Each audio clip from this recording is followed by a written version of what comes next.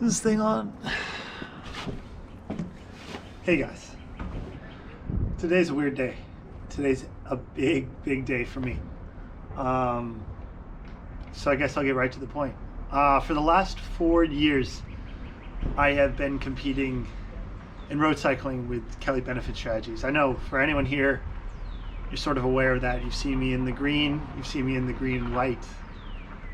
You've seen me smiling with all my teammates. You've seen me maybe arguing with some of my teammates.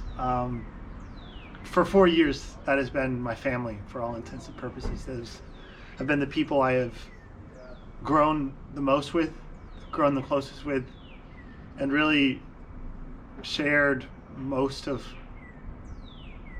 my biggest and worst moments with. And now that's done.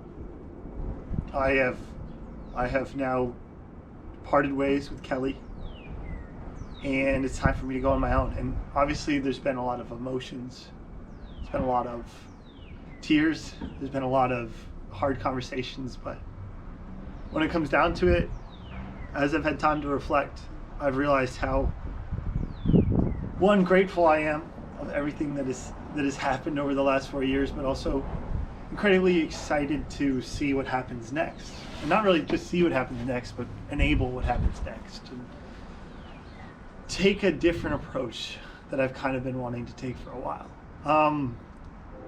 And that is something that's really exciting. That approach obviously is something that is fluid. This is new, so this is all things that are up in the air. There's things that I'm not sure, I know I don't have the answers for yet. But they are things that I have faith will be meaningful to myself, hopefully meaningful to others, and will eventually launch me on the career that I'll end up taking. And that is, I think, an important thing for me to realize. I think that's an important part of growing.